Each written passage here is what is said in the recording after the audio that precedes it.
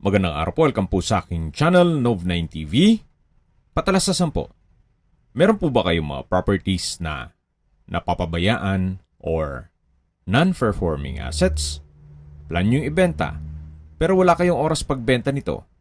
Kung ito'y pagkakatiwala nyo po sa amin, tawag lang po kayo sa aking numero, usap po tayo, gawan ko po ng video for free. Yes, libre po. Wala po kayong babayaran. Tutulungan pa namin kayong mabenta ang inyong property. Kami na po bala sa marketing, sa boosting, pati po sa paid advertisements, even sa tripping. Hindi na po kayo mapapagod sa pag-entertain ng mga buyers. Kami na po bala sa lahat. Tawag lang po kayo. Nandito po tayo ngayon sa Venice Luxury Residences sa McKinney Hill na napakalapit lang po sa BGC. Dito po ay meron pong basic features and amenities na makikita nyo sa lahat ng condominium building.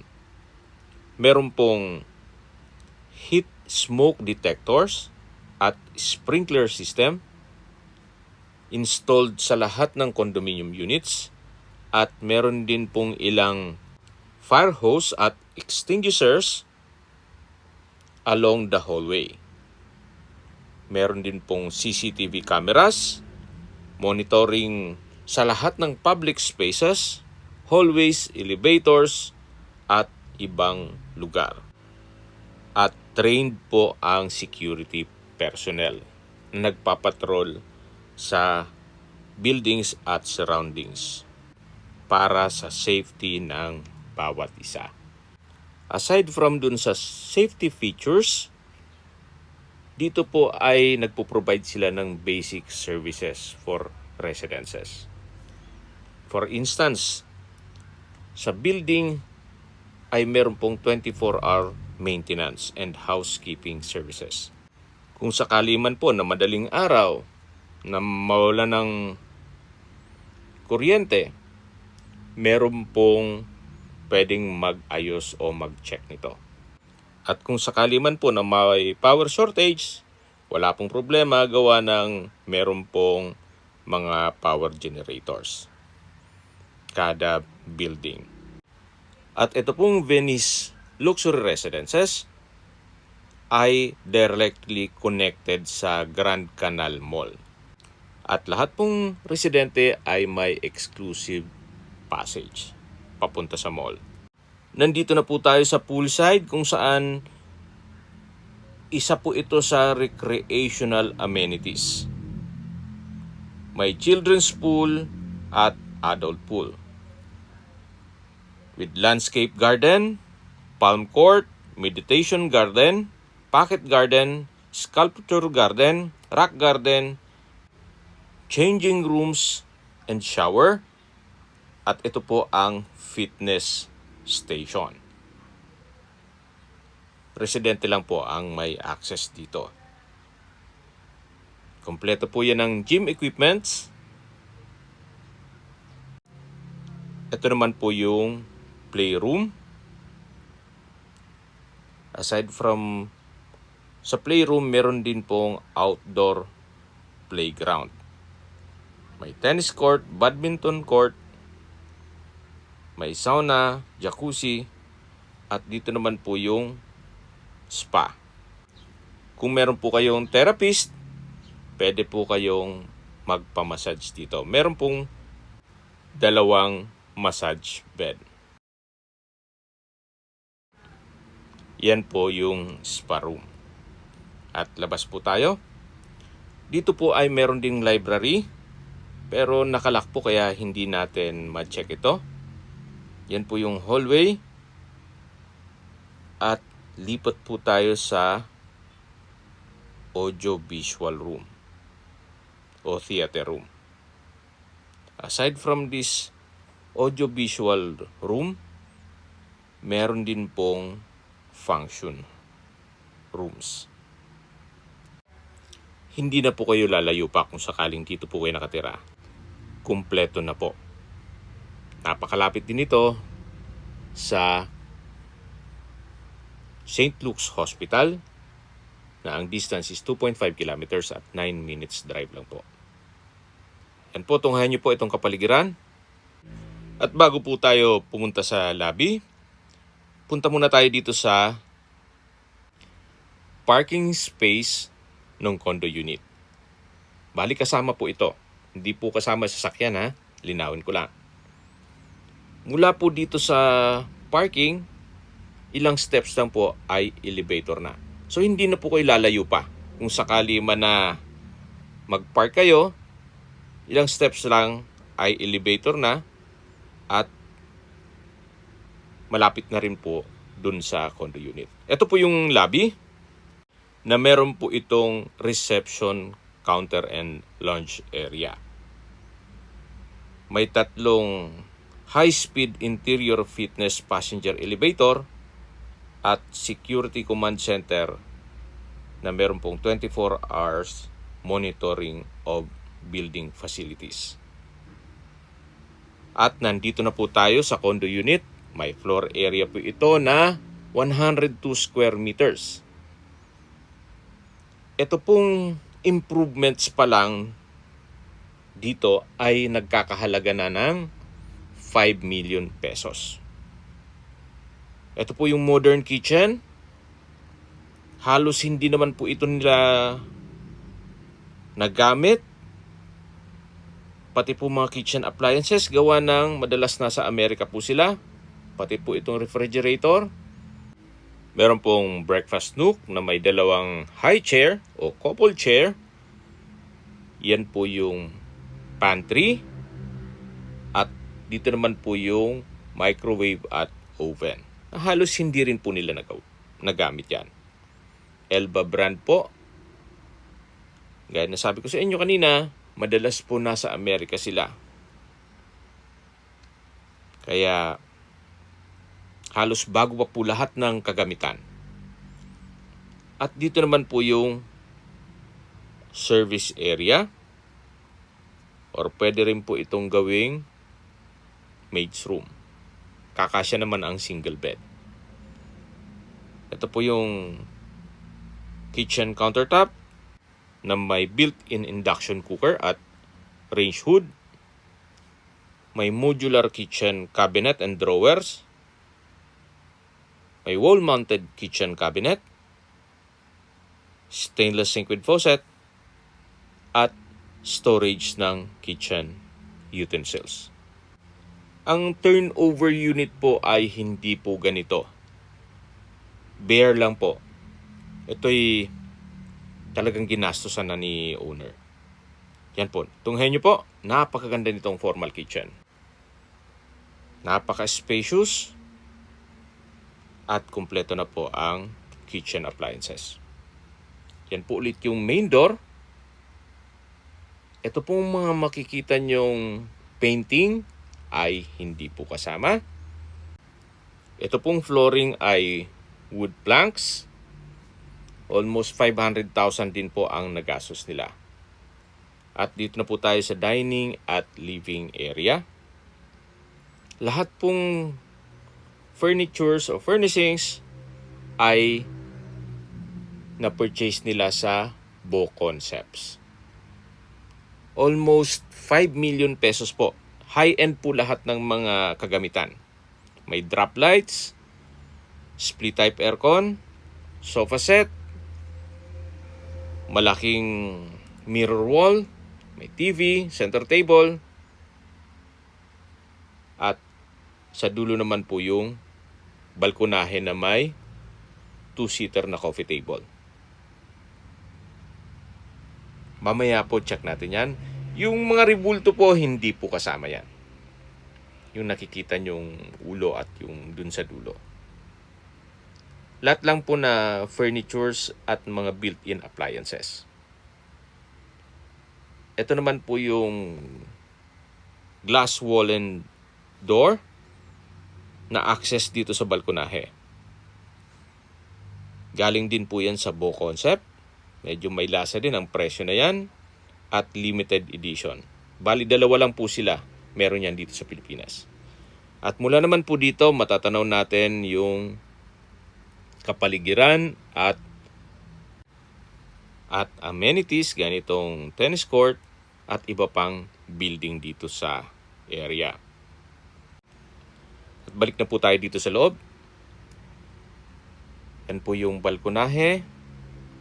At meron pong 2-seater na coffee table. Ito naman yung living area o salas. May sofa set. Mga imported po lahat yan. Kung familiar po kayo sa Buo Concept, mache-check niyo yung mga presyo. Medyo may lasa po. May TV, center table, then split type aircon, pendant lamp, then 4-seater dining set, may wall panels, at ito po'y 2 kwarto at 2 banyo. Check po natin itong guest room. Ito po'y halos hindi rin na tulugan. Almost new po ang bed frame with mattress, may wardrobe, may customized glass window, split type aircon, may wall mounted rack, then wall mounted table, may pin lamp sa ceiling, at may blinds na rin po. Ito po yung first bedroom. Malaki naman po ang espasyo. Yan po yung wardrobe. At meron din po itong glass wall and window na nag-serve sa as natural sunlight. May pin lamps. At sabi pala po ni owner, yung dun sa ceiling ay pinataas po nila. Kaya high ceiling na rin po ito. Paglabas yan po dito sa may first room, ayan po yung common toilet and bath. Yan po yung dining at sa dulo yung living area. At check natin itong common toilet and bath. May bathroom countertop, hand wash basin, vanity mirror, bathroom cabinet, water closet with bidet. Then meron din pong wall-mounted towel rack. At dito po sa dulo yung shower enclosure. From floor to ceiling po ang tile bathroom wall. Meron din po itong overhead shower. Pati po itong common toilet and bath, napakaganda po ng disenyo.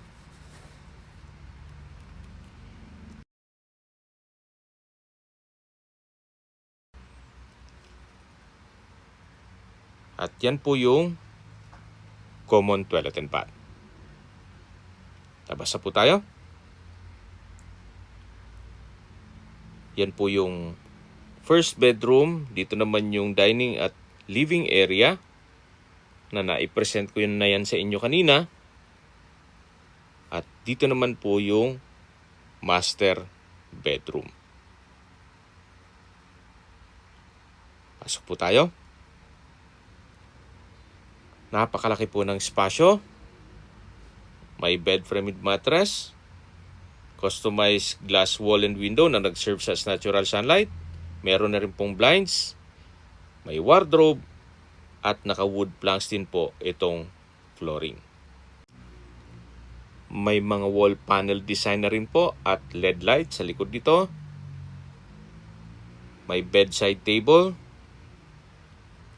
may TV, at sa dulo naman po yung customized glass wall and window na ang view naman ay yung tennis court at yung ibang building sa paligiran.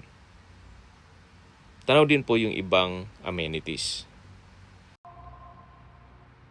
At balik po ulit tayo dito sa master bedroom. Tunghayin nyo po ulit. Meron rin po pala itong window type aircon. Napakaganda po ng disenyo, napakaliwalas, modern design na master bedroom at halos bago pa lahat ng mga kagamitan. Meron din po itong sariling toilet and bath. na may water closet with bidet, bathroom countertop with hand wash basin, at vanity mirror. Premium tiles din po ang ginamit dito sa tile bathroom wall at meron din pong bathroom cabinet. Meron din pong wall-mounted towel rack at bathroom window. Ito po yung shower enclosure. From floor to ceiling din po ang tile bathroom wall at may overhead shower or yung raindrops ang tawag nila dyan.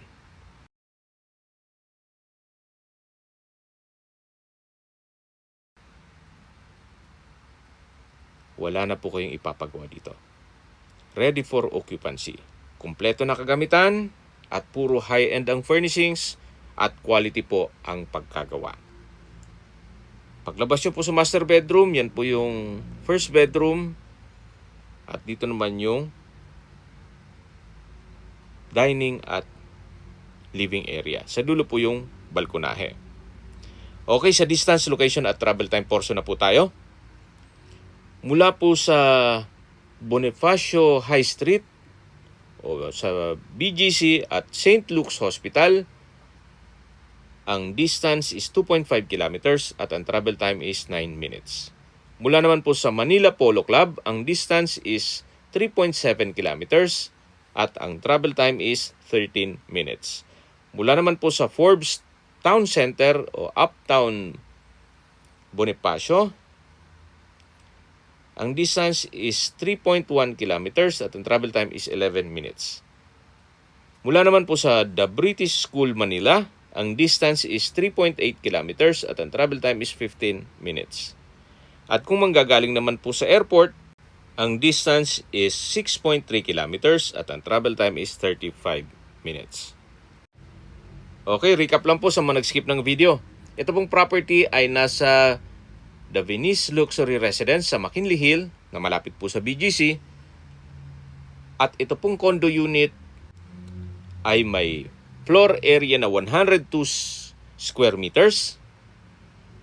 May kasama na pong parking at individual po ang title ng condo unit at parking.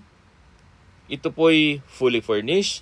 Lahat pong furnitures at appliances ay high-end. Almost 5 million po ang nagastos nila. Then dito po sa modern kitchen, 1 million din po ang nagastos. At yung ibang improvements, 2 million. Yung wood planks flooring, almost 500,000. Itong kitchen, kita nyo naman po. Napakaganda, napakaayos, modern design. Pag ma-check nyo po ito personally, mapapawaw kayo. Napakaganda po nitong condo unit. Ang kulang na lang po dito ay kayo at ang personal na gamit nyo. Ito pong mga painting ay hindi po kasama.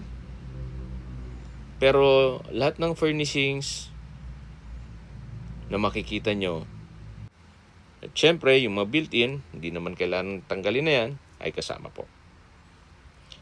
Okay, sa presyo na po tayo. Ang bare unit po dito ay nasa 25 million na raw eh. Bare pa lang po yun. Pero ito po'y binebenta po ni owner sa halagang 29.8 million pesos net. Ibig pong sabihin, si buyer po ang sasagot sa lahat ng taxes at expenses with regard to documentation.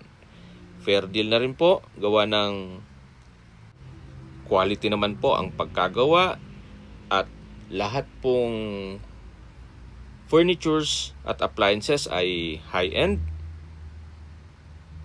Then titulado, may parking pa. At ang presyo po ng parking ay 2 million pesos na rin po. Kung may mga katanungan po kayo, tawag lang po kayo sa aking numero. At sa mga kababayan naman natin nasa ibang bansa, meron po akong WhatsApp, Viber, Telegram at Signal. Same number lang po, 0917-316-3399. Sa mga nagtatanong naman po ng aming Facebook, meron po aming Facebook page na Nov9TV at Facebook Real Video. Meron din pong TikTok at Instagram. May ibang YouTube channel po kami, the Nov9TV channel, Nov9TV Listings, Nov9TV On The Spot, Nov9TV Updates, at Nov9TV House Rental. Sana po naibigyan nyo ang video presentation. Paki-like and subscribe na lang po sa aking channel para ma-update din po kayo sa aking future listings. Kung sakali po hanap nyo yung mas malaking sukat ng lupa, meron din po kami ibang listings na pwede nyong pagpilian. Huwag po kayong mag-atubiling tumawag sa amin. Then, let us know your budget para malaman namin kung anong property pwede naming ilong sa inyo. Sa lahat pong viewers, subscriber at nagtiwala po sa amin, salamat po sa suporta. Ingat po kayo lagi at yung pamilya. Maraming salamat po.